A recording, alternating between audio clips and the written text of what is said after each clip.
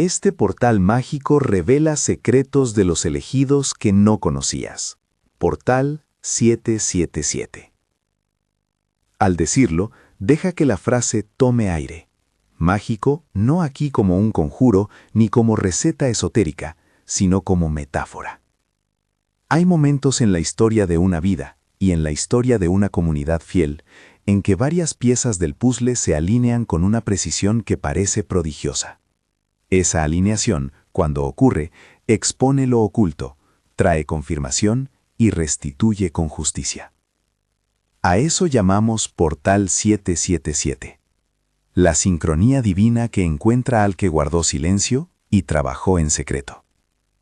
Si escondiste tu esfuerzo, si renunciaste a la respuesta inmediata para conservar integridad, si soportaste rumores y ojos que juzgaban sin saber, este mensaje es para ti. No prometo atajos ni fechas, lo que traigo son observaciones pastorales, prácticas probadas y advertencias necesarias para que cuando la evidencia aparezca, la recibas con sabiduría y no con vanidad. Hoy vas a caminar conmigo por un mapa. Primero entenderás por qué el silencio provoca tanto ruido, luego aprenderás qué es el silencio estratégico y cómo diferenciarlo de la pasividad. Después veremos qué efectos suelen manifestarse cuando la sincronía llega y escucharemos voces que ya han pasado por este patrón. No es una guía para manipular lo sobrenatural, es un manual de preparación espiritual, emocional y práctica. Hay una primera imagen que quiero dejar clara. Imagina una mesa puesta en la oscuridad, 3 platos a la espera. Nadie se sienta todavía. Quienes desean escándalo tiran platos al suelo. Quienes han aprendido a esperar en quietud refinan la mesa en silencio. Cuando la luz se enciende, quienes han trabajado con fidelidad encuentran la mesa intacta y testigos que reconocen la verdad. Esa luz, que no depende de nuestra habilidad ritual, es la justicia divina, actuando en sincronía con lo que hemos sembrado en secreto. Eso es Portal 777. ¿Por qué decir 777? Porque en el relato pastoral que comparto con ustedes, ese número funciona como símbolo. La repetición de la gracia, la confirmación que viene por fases, la convergencia de señales que no suelen aparecer de golpe. No es un amuleto ni un número mágico. Es una observación de cómo la providencia suele operar cuando la dignidad ha sido preservada y la evidencia ha sido reunida. Si te resuena esto, suscríbete y activa las notificaciones para no perder las señales que este Portal 777 seguirá manifestando. No lo hago por cifras, lo hago por comunidad. Quienes pasan por esto necesitan escucharse y fortalecerse juntos. Ahora entramos en diagnóstico. La economía de la atención. Vivimos en una era donde la atención es la moneda más cara. No es solo vanidad, es supervivencia simbólica. Ser visto, nombrado y validado produce poder, oportunidades y reputación. Cuando alguien decide callar, deja una cuenta sin movimientos. La atención busca rentabilidad, y si no la encuentra legítimamente, la inventa. Aquí nace el rumor, el imitador que consume la fama ajena, la difamación que reescribe la historia para reclamar el capital social que alguien detuvo al no pelear en público. El silencio, por tanto, no es neutral. Para quienes se alimentan del espectáculo, el silencio es una amenaza. Apaga su plataforma, inhibe su tráfico, disminuye su influencia. Por ello reaccionan violentamente. Lo hacen con gaslighting, cuestionando la veracidad de tus palabras o incluso tu cordura, con rumores que reproducen versiones cortadas, fuera de contexto, con aliados falsos que se vuelven narradores de una historia alterada. Todo esto ocurre porque la lógica del drama premia la facilidad del escándalo, no la paciencia del trabajo cotidiano. 3 razones principales explican por qué el silencio provoca tales ataques. Primero, el vacío narrativo que permite a otros escribir tu historia. Segundo, la pérdida de la narrativa propia como medio de control. Tercero, la percepción de que el que calla no tiene defensa, y por eso aparece como presa fácil. Comprender estas razones no te vuelve víctima, te arma con discernimiento. Pero atención, silencio no equivale a cobardía. Hay silencio estratégico y silencio de resignación. El primero es postura, el segundo, renuncia. El silencio estratégico tiene propósito, límites y acciones internas. El silencio pasivo es espera sin trabajo ni disciplina. ¿En qué consiste el silencio estratégico? Permíteme desglosarlo en sus rasgos concretos para que puedas reconocerlo en ti y aplicarlo sin caer en omisión. 1. Intención. No se trata de esconderse, sino de proteger el proceso. Guardas las piezas del trabajo para evitar que el ruido las destruya o las malinterprete. El silencio estratégico está motivado por la fidelidad a la obra, no por miedo. 2. Ocultamiento activo de medios, no de resultados. Trabajas en público cuando toca, pero ocultas el método hasta que la evidencia esté consolidada. No publicas reacciones, registras resultados. 3. Ayuno emocional. Renuncias al impulso de responder a cada ataque. Practicas abstinencia de la confrontación inmediata para mantener claridad. El ayuno no es indiferencia, es dominio propio. 4. Preparación probatoria. Mientras callas, documentas. Archivos, testigos, contratos, mensajes con fechas. El silencio sin pruebas es vulnerabilidad. 5. Comunidad verificada. Mantienes un círculo reducido de confianza que puede dar fe de tu conducta y certificar hechos si es necesario. No todo silencio es soledad. Distinguir silencio estratégico de pasividad requiere honestidad. ¿Estás haciendo o simplemente tolerando? El que actúa en secreto crea evidencia que hablará por él. El que solo espera depende de que otros restauren lo que él no defendió. Aquí conviene hacer una pausa para nombrar prácticas concretas que sostienen el silencio estratégico, aunque desarrollaremos un plan operativo más adelante. 3 que puedes empezar hoy sin ruido. El ayuno emocional, 48 horas de abstención de redes, luego 7 días de interacción medida. El archivo inmediato, guardar toda comunicación relevante a un lugar seguro. Y el establecimiento de un círculo de verificación. 3 personas de confianza, una de ellas profesional o técnico. Estas prácticas no son fórmulas mágicas, son disciplina que prepara el terreno para que la justicia divina actúe con evidencia organizada. Antes de avanzar, toma nota mental. Mantener el silencio estratégico requiere una doble actitud interior, humildad para no buscar reputación a toda costa y valentía para sostener la verdad cuando llegue la hora de presentarla. No confundas humildad con silencio pasivo. La humildad dignifica al recibir, porque te evita caer en la trampa de humillar al que te dañó. Siguiente bloque. Los efectos que suelen manifestarse cuando el portal 777 empieza a abrirse. Quiero que los escuches como señales observadas, no como promesas garantizadas. He recogido estas señales a través de muchos procesos de restauración. Líderes recuperando plataformas, familiares restableciendo nombre, testimonios certificados por documentos. Estos efectos suelen aparecer en fases, y hay 5 iniciales que conviene conocer. Primero, el reposicionamiento de la narrativa. La versión de la verdad empieza a circular con mejor credibilidad porque aparece evidencia indisputable. Documentos, fechas, testigos y registros reescriben la línea de tiempo que el rumor distorsionó. Segundo, la aparición de aliados genuinos. No los confundas con oportunistas. Son personas que, ante la evidencia, deciden tomar postura pública a tu favor. Su entrada suele ser discreta al principio, un testimonio, una recomendación, una llamada que valida. Tercero, la bajada de la intensidad del hostigamiento. No siempre desaparece, pero se vuelve más fragmentado. Los que vivían del rumor necesitan escadas de atención. Cuando la historia se densifica en evidencia, la maquinaria del escándalo pierde eficacia. Cuarto, la oportunidad de reparación material o institucional. Esto no significa riqueza automática ni resolución total, pero en muchos casos emergen opciones de restitución, ofertas de diálogo en términos formales, propuestas de compensación, oportunidades laborales que reabren espacios cerrados. Quinto, el aprendizaje público. Tu proceso privado se convierte en caso de estudio. Otros ven que el trabajo en silencio y la disciplina producen frutos, y eso cambia paradigmas colectivos sobre reputación y manejo de crisis. A partir de estos efectos emergen señales más específicas de vindicación. Aquí te presento 10 señales que he observado con frecuencia cuando el portal 777 se manifiesta. Úsalas como brújula, no como calendario. 1. Reaparecen documentos que confirman tu versión y que no pueden ser fácilmente desacreditados.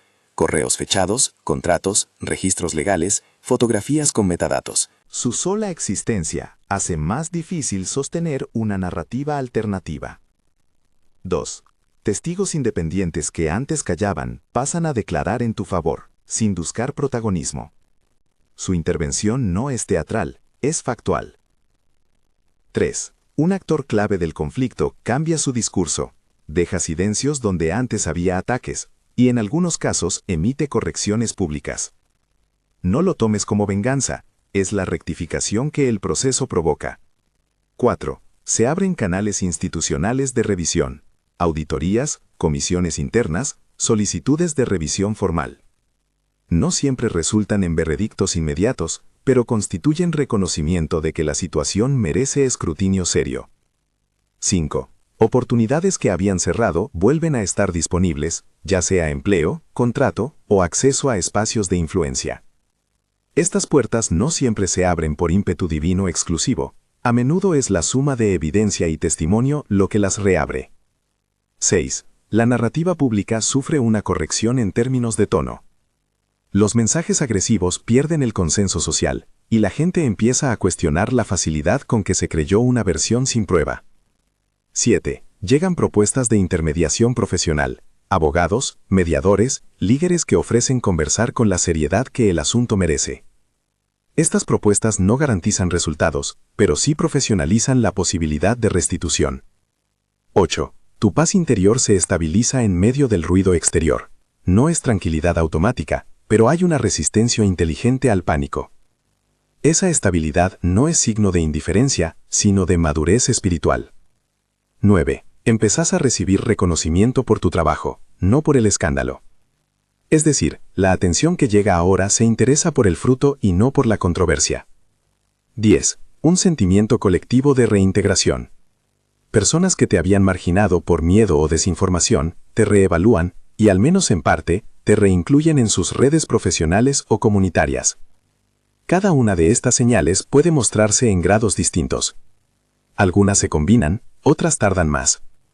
Nunca afirmo que todas ocurrirán para cada persona, pero son patrones recurrentes en procesos de restitución que respetan la justicia y la verdad. Ahora necesito traer voces que ilustren esa ruta. Testimonios simbólicos, no exposiciones de casos reales, pero sí narraciones que te permitan ver el entramado del portal 777. Primera voz, María, la mujer difamada. Guardó silencio cuando una versión falsa sobre su conducta se viralizó. No respondió a las provocaciones, en lugar de eso, registró cada mensaje amenazante, guardó copias de conversaciones y buscó asesoría legal confidencial. Mantuvo un círculo de 3 personas que podían dar testimonio de su ética de trabajo. Meses después, cuando apareció un contrato que probaba su inocencia, los mismos medios que habían difundido rumores callaron y comenzaron a corregir la información. María no celebró humillando a sus acusadores. Habló con precisión, presentó pruebas y trabajó para restituir relaciones dañadas. Su restitución fue gradual, incluida una disculpa pública por parte de una figura influyente y una oferta para liderar un proyecto que había perdido por la difamación. Lo más notable no fue la puerta que se abrió, sino la manera en que la comunidad aprendió a verificar antes de viralizar. Segunda voz, el líder joven. En su caso, la estrategia fue doble. Mientras el rumor corría, él intensificó su servicio en silencio, dobló horas de mentoría, documentó resultados y formó una red de verificación técnica, personas que podían auditar su trabajo. Cuando el portal 777 empezó a manifestarse, su forma de liderazgo fue puesta en evidencia no por discursos, sino por cifras, proyectos terminados, testimonios verificables y procesos transparentes. La restitución incluyó reconocimiento institucional y la oportunidad de formar a otros líderes. Aquí la lección fue que el trabajo privado, cuando se traduce en resultados medibles, neutraliza la eficacia de la difamación. Tercera voz, la familia que rompió ciclos. No todo conflicto ocurre en público. A veces la difamación es intergeneracional, historias viejas que se repiten como un disco rayado. Esta familia decidió romper patrones. Inició reuniones semanales donde se documentaban decisiones, se pidió acompañamiento pastoral y terapéutico, y se establecieron límites claros con parientes que alimentaban narrativas dañinas. Guardaron silencio sobre procesos internos, pero registraron acuerdos y testigos. Con el tiempo, los relatos falsos perdieron fuerza ante la coherencia de los hechos y la evidencia de un cambio real. La restitución no fue un cheque ni un titular, fue la recuperación del nombre en el entorno local y la restauración de relaciones que allí se habían roto. Cuarta voz, el pastor joven. Sufrió ataques por decisiones firmes en liderazgo comunitario. La reacción no fue buscar fama, fue recopilar pruebas de la gestión, actas, finanzas ordenadas, testimonios de beneficiarios. Su silencio estratégico incluyó la formación de una mesa de verificación compuesta por miembros respetados dentro y fuera de la iglesia. Cuando los rumores comenzaron a perder fuerza, la comunidad misma reivindicó su autoridad, basada en hechos. El pastor tuvo que aprender a recibir esa restitución con humildad. Reorientó parte de los recursos que se le ofrecían hacia proyectos de reparación y creó canales de escucha para evitar que la experiencia se repitiera. Quinta voz, la empresaria. Sufrió intento de imitación por parte de competidores que reaccionaron mal a su discreto crecimiento. Ella no entró en guerra pública, documentó procesos, protegió propiedad intelectual y estableció alianzas profesionales que pudieron certificar su prioridad sobre ideas y clientes. Cuando la evidencia quedó a la vista, el mercado restituyó oportunidades. Contratos que antes habían sido negados volvieron a aparecer, y en algunos casos hubo negociación para reparar daños. Su actitud fue administrativa y pastoral a la vez. No buscó humillar, sino restituir lo que era legítimamente suyo y crear guardrails para que nadie más sufriera lo mismo. Estos testimonios convergen en un patrón: silencio, trabajo, evidencia, restitución. No siempre lineal, no siempre rápido, pero un patrón que se repite. Cada historia trae advertencias. La restitución puede tentar a la vanidad, puede abrir caminos para la revancha si no se administra con límites éticos. Por eso, antes de celebrar, es vital prepararse para gobernar la restitución. Aquí comienzo a esbozar prácticas operativas que, en los próximos 30 días, pueden ayudarte a sostener la transición. No son rituales secretos, son pasos concretos que combinan prudencia legal, disciplina espiritual y administración emocional. Los enuncio ahora en su lógica, y más adelante, cuando retomemos este camino, los desglosaré con formatos y plantillas. Primero, el archivo probatorio, un lugar seguro, físico y digital, donde se almacenen comunicaciones, contratos, testigos y fechas. Copia de seguridad criptografiada, al menos una copia física en manos de una persona de confianza fuera de tu círculo inmediato. Segundo, el círculo de verificación. Mínimo 3 personas, entre las cuales debe haber un profesional, legal o técnico, un mentor espiritual y un amigo de confianza que pueda testificar sobre tu carácter. La función no es conspirar, sino corroborar. Tercero, el ayuno emocional programado, períodos de abstinencia de redes sociales y de respuestas impulsivas. Un formato práctico podría ser 48 horas iniciales para cortar la reacción, seguido de interacciones planeadas con un equipo. Esto reduce la posibilidad de que el enemigo del silencio explote tu impaciencia. Cuarto, la regla de 72 horas antes de publicar. Cualquier respuesta pública a una acusación, por mínima que sea, se somete a un plazo de 72 horas donde se verifica evidencia y se consulta al círculo de verificación. Esto evita reacciones que puedan agravar el conflicto. Quinto, asesoría profesional temprana. Contactar abogados o mediadores sin necesariamente llevar la disputa a juicio, solo para documentar opciones y conocer plazos y riesgos. Sexto, ritual matutino de preparación. No en sentido místico, sino práctico. Una rutina de 20-30 minutos para ordenar el día, revisar archivos, orar con intención de discernimiento y preparar la lista de acciones verificables. Ese ritual ofrece enfoque y evita dispersión emocional. Séptimo, límites mediáticos. Decidir quién habla en representación tuya y cómo se comunica. Tener portavoces formados evita que tu historia sea reescrita por la prisa. Octavo, control de narrativas familiares. Educar a los más cercanos sobre la estrategia de silencio para que no se conviertan en fuentes que desbaraten el plan. Noveno, preparación para la restitución. Pensar de antemano cómo administrar recursos o reconocimientos que puedan surgir, estableciendo prioridades de reparación y reinversión en proyectos comunitarios o familiares vulnerables. Décimo, revisión anual. Crear un espacio de evaluación cada 12 meses para revisar registros, relaciones y sistemas de protección generacional. Me detengo aquí en la lista de prácticas porque es el punto donde la teoría se vuelve rutina y donde se requiere acompañamiento. No quiero entregarte un manual frío. Estas acciones demandan fortaleza interior y acompañamiento profesional y pastoral. Recomiendo en particular que al formalizar archivos y al hablar con abogados, busques asesoría que respete tanto la prudencia legal como la sensibilidad pastoral. Este tramo del camino que hemos recorrido hasta ahora te ha llevado desde la metáfora del portal 777 hasta la exposición de señales y testimonios, y finalmente a los primeros pasos concretos para prepararte. En este punto debemos reconocer algo crucial. La restauración no es un acto de venganza disfrazado, es una reordenación justa de lo que fue quebrantado. La justicia divina, cuando opera, no se contenta con humillar a nadie, tiende a restituir con propósito de sanidad y de testimonio. Por eso, uno de los grandes desafíos es recibir la restitución sin humillar al otro, gobernando con humildad y con visión de largo plazo. Antes de avanzar a las enseñanzas sobre cómo gobernar la restitución, las cuales incluirán principios éticos, guardrails administrativos y modos de proteger a la familia y a las próximas generaciones, quiero que te quedes en este punto con dos certezas prácticas.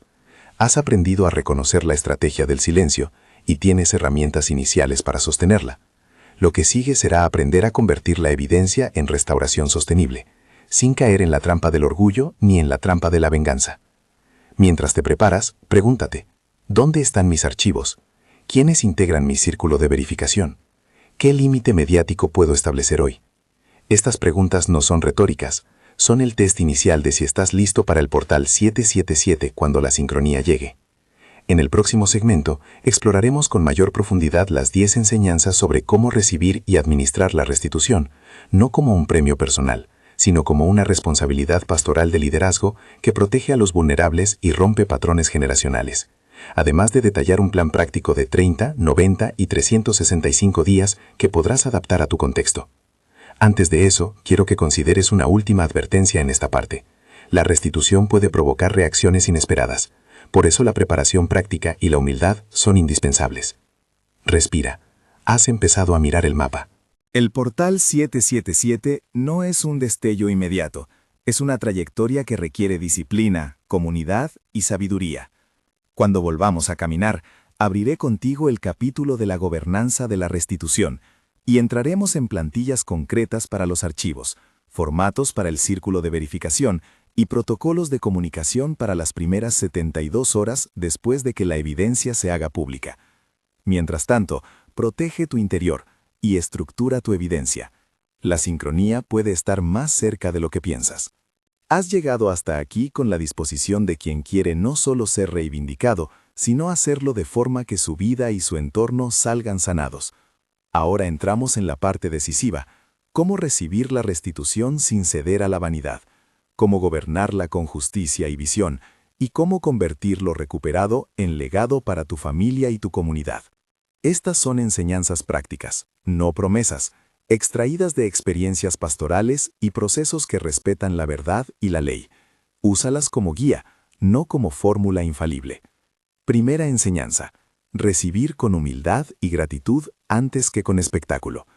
Cuando la evidencia aparece y la luz comienza a confirmar lo que tú ya sabías, la primera respuesta que te hará fuerte es darle forma de agradecimiento. Agradecer a quien te acompañó, a quienes testificaron, al equipo legal y a la comunidad que permitió la corrección. La humildad no te resta autoridad, la multiplica. Evita la proclama triunfalista que humilla al otro.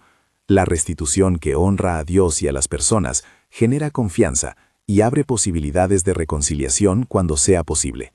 Segunda enseñanza: documentar la restitución. No confíes en palabras sueltas ni en promesas orales. Si aparece un ofrecimiento de reparación, sea económico, institucional o público, pide que quede por escrito. Esto protege a todas las partes y profesionaliza el proceso. Un acuerdo formal permite que la restitución sea revisable y que, si es necesario, se transforme en proyectos concretos de reparación para los vulnerables afectados. Tercera enseñanza: establecer prioridades de reparación. Antes de gastar o asignar recursos restituidos, decide por escrito qué se hará con ellos. Prioriza la restitución a personas dañadas por el mismo conflicto, inversiones en proyectos que prevengan futuros abusos o la creación de un fondo para apoyo a víctimas similares. Esta regla evita que la emoción del momento disipe una oportunidad histórica de transformar daño en cuidado. Cuarta enseñanza: crear guardrails administrativos. La restitución abre recursos y plataformas. Sin controles, la restitución puede convertirse en semilla de orgullo. Define límites de gasto, comités de supervisión y procesos de transparencia. Mantén auditores o verificadores externos cuando sea pertinente. Gobernar con estructuras evita decisiones precipitadas y protege a la familia y a la obra. Quinta enseñanza: convertir la restitución en servicio público. Una restitución bien gobernada no se trata de venganza, sino de testimonio. Usa parte de lo recuperado para fortalecer programas que eduquen sobre difamación, prevención de crisis y protección de reputación. Transformar lo propio en recurso para otros solidifica la restauración y desvía la atención del escándalo hacia la sanidad comunitaria. Sexta enseñanza: proteger la intimidad familiar. La restitución puede atraer curiosidad y si no se marcan límites, el entorno también se verá invadido. Define quién hablará públicamente, qué información es confidencial y cómo se responderá a la prensa o a mensajes indecorosos. Enseña a los hijos y a los mayores a no responder impulsivamente. La restauración será más plena si la familia encuentra protección.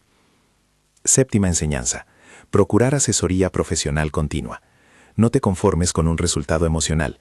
Busca asesoría legal para formalizar acuerdos, consejería financiera para administrar recursos y terapia pastoral para la integración emocional. La justicia humana necesita manos técnicas que le den forma y duración. Octava enseñanza: establecer un plan de reinversión y legado.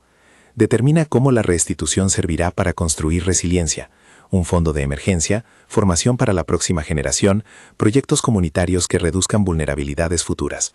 Pensar en legado evita decisiones cortoplacistas y transforma la rehabilitación en prevención. Novena enseñanza: medir el impacto y rendir cuentas. Define indicadores claros. ¿Cuántas relaciones fueron restauradas? ¿Cuánto del daño fue reparado materialmente? ¿Cuántas personas fueron reintegradas a procesos laborales o comunitarios? Reporta esos avances a tu círculo de verificación y, cuando proceda, a la comunidad que te apoya. La rendición de cuentas fortalece la confianza y protege contra la tentación del uso egoísta de la restitución. Décima enseñanza: preservar la capacidad de perdonar sin normalizar el abuso. Gobernar la restitución incluye el desafío ético de la relación con los responsables cuando hay rectificación. Perdonar no significa permitir repetición. Implica establecer condiciones claras para la posible reconciliación, restitución verificada, procesos de reparación y límites que eviten reactivaciones del daño. El perdón pastoral y la prudencia administrativa pueden coexistir. Con estas enseñanzas en mente, paso a ofrecerte protocolos concretos, plantillas operativas que puedes adaptar de inmediato. No son soluciones mágicas, son formatos para que tu práctica y tu disciplina construyan la evidencia que el portal 777 suele necesitar. Archivo probatorio. Estructura mínima recomendada. Crea una carpeta física y una digital con subcarpetas fechadas. En la digital, utiliza nombres de archivo estándar: YYYY-MMM-DD-descripción-remitente. Las subcarpetas básicas deberían ser comunicaciones, mensajes, correos, contratos y acuerdos, testimonios, nombres y declaraciones escritas de testigos, evidencia mediática, capturas con metadatos, registros financieros, entradas y salidas, y legal, documentos con asesores. Acompaña cada documento con una hoja de ruta: quién lo subió, cuándo fue verificado por el círculo y qué uso se prevé. Mantén una copia cifrada fuera del país si tu caso lo amerita. No lo dejes en servicios gratuitos sin respaldo. Considera servicios con historial de seguridad o un despacho jurídico que actúe como tercero custodio. Formato del círculo de verificación. Define al menos 3 miembros: uno profesional legal o técnico, un mentor espiritual con trayectoria comprobada y un amigo o colega de confianza. Para cada miembro, registra nombre completo, rol, alcance de participación y el método de contacto. Establece una regla de quórum: al menos 2 opiniones para decisiones públicas. El círculo no decide por ti, te asesora y certifica. Mantén actas de cada reunión: fecha, asistentes, puntos tratados, acciones propuestas y responsables. Estas actas mismas son evidencia que muestra que no actuaste impulsivamente. Protocolo de 72 horas antes de publicar. Frente a cualquier acusación o contraataque que genere presión mediática, aplica esta norma. 1. Reúne al círculo de verificación inmediatamente. 2. Revisa el archivo probatorio y confirma la existencia de documentos relevantes. 3. Define la postura pública mínima: Un asentimiento de recepción que indique que el asunto está bajo revisión. 4. Redacta la respuesta final con asesoría legal y espiritual. 5. Solo publica si la respuesta pasa por el filtro de al menos 2 miembros del círculo y si respeta las prioridades de reparación previamente definidas. Mantén plantillas de respuestas neutrales para situaciones de alto ruido. Ejemplo: estamos recogiendo información y actuaremos conforme a la verdad y a la ley. No más detalles hasta la verificación. Plantilla para comunicados públicos éticos. Cuando la evidencia ya permita salir a la luz con seguridad, el comunicado debe contener 3 líneas iniciales de hechos verificables. Agradecimiento a quienes proveyeron evidencia y a la comunidad por su paciencia. La relación clara entre la restitución ofrecida y las prioridades de reparación. Y el cierre con el compromiso de rendir cuentas. Evita discursos que busquen humillar o justificar agresiones. Invita a diálogo constructivo y establece canales de atención para quienes reclaman reparación. Protocolos de protección familiar y ruptura de patrones generacionales.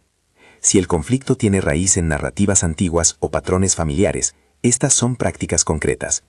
Primero, agendas familiares semanales, donde se registran decisiones importantes y testimonios de vida para crear un historial colectivo alternativo a las viejas historias. Segundo, acuerdos escritos con parientes donde se estipulan límites de comunicación pública y sanciones sociales si se violan.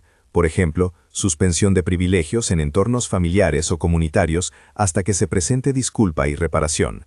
Tercero, acompañamiento profesional, terapia familiar, asesoría pastoral y mediadores externos que ayuden a reescribir relatos tóxicos.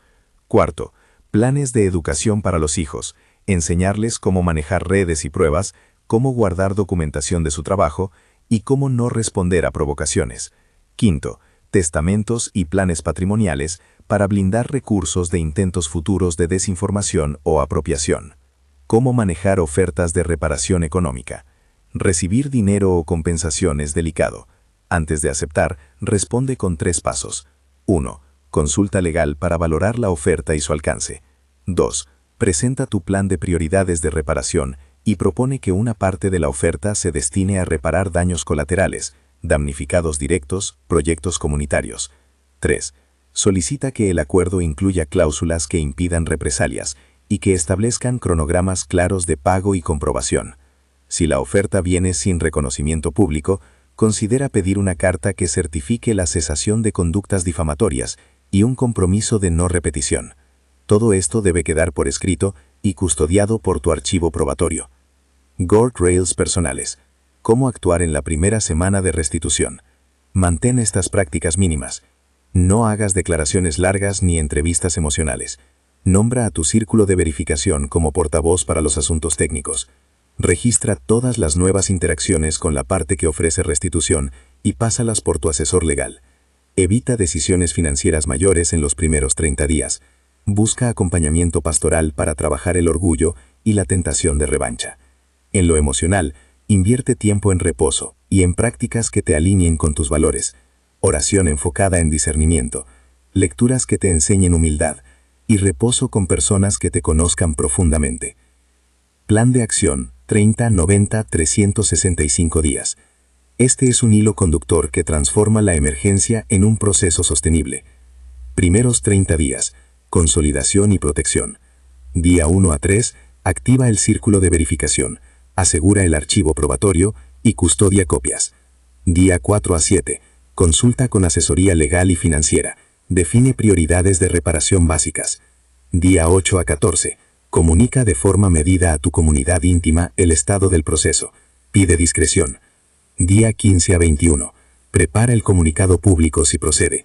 Revisa la estrategia mediática con portavoces. Día 22 a 30. Si hubo oferta de restitución, negocia términos y blinda acuerdos por escrito. Si no hay oferta, mantén la vigilancia y sigue documentando. Día a día dentro de los 30. Ritual matutino de 20-30 minutos para ordenar tu día. Revisión de archivos. Oración para discernimiento. Lista de 3 acciones verificables. Mantén la regla de 72 horas para cualquier respuesta pública. Días 31, 90. Ejecución y transformación. Día 31-45. Implementar reparaciones inmediatas. pagos a afectados directos, disculpas si correspondiera, inicio de proyectos con el dinero destinado a reparación. Día 46-60. Instalar guardrails administrativos, comités de supervisión, procesos de rendición de cuentas, supervisión externa. Día 61-75. Actividades de testimonio y aprendizaje, charlas limitadas y cuidadas sobre el proceso para educar a la comunidad sin alimentar el escándalo. Día 76-90. Evaluación intermedia, medir impacto inicial, ajustar prioridades y registrar lecciones aprendidas. Días 91-365. Consolidación y legado. Mes 4-6. Programas de prevención y educación. Talleres, publicaciones o recursos que compartan aprendizajes con otros. Mes 7-9. Proyectos de inversión en la comunidad. Becas, fondos de apoyo o iniciativas que reduzcan vulnerabilidades generacionales. Mes 10-12. Revisión anual. Reunión formal con el Círculo de Verificación para evaluar la gestión, la integridad en la administración de la restitución y la salud familiar. Decidir distribución final de recursos y plan delegado. Este plan debe ser flexible. Lo esencial es que cada etapa tenga metas verificables y responsables asignados. No improvises. La restitución mal administrada se convierte en fuente de nuevos conflictos. Prevención ante la mala recepción de la restitución. No ignores que la restitución puede provocar reacciones dañinas, envidias, intentos de tergiversación, demandas atrasadas. Para minimizar riesgos, aplica estas medidas. Prepara comunicados transparentes, propone auditorías externas, mantén asesoría legal lista y evita exhibiciones de riqueza.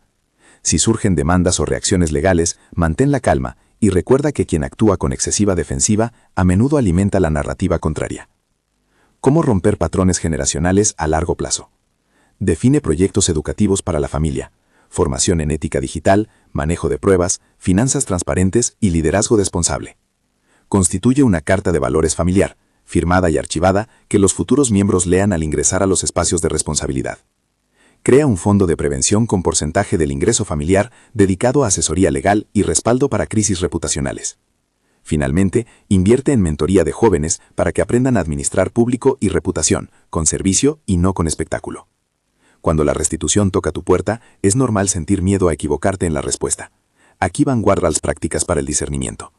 Antes de tomar una decisión importante, duerme al menos una noche, revisa con 2 miembros del círculo y pídele a un asesor legal que redacte la primera versión.